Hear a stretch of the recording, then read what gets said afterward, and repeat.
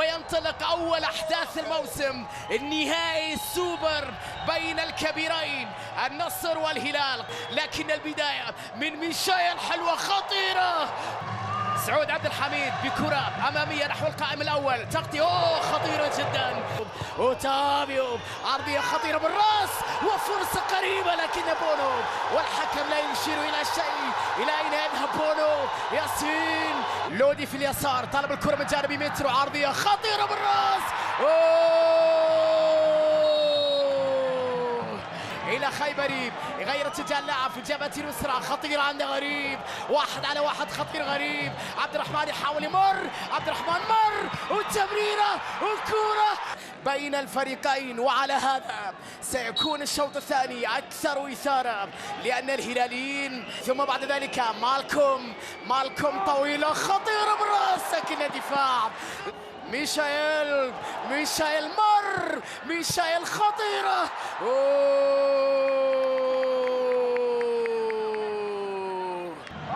سيرجي بالكنترول جميل، سيرجي حلوة، سيرجي مر، سيرجي حطها، يا إلهي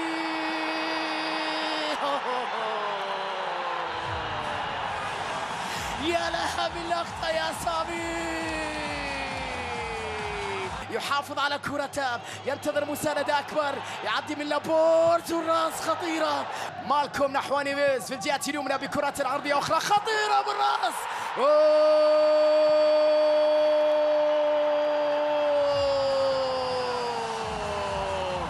ضربهم، تصل إلى سيرجي، إليكم بن سافيتش، بينية خطيرة لمالكوم والكرة المترو،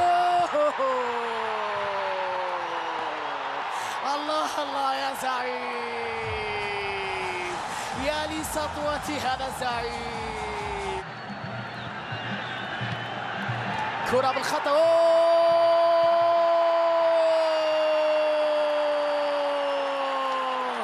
الرابع لمالكوم، أربعة هلالية، خطأ فادح في دفاع النصر، جديد في مسيرته التاريخية، هذه المرة في السوبر، الهلال بطلا لكأس السوبر من قلب مدينة أبها.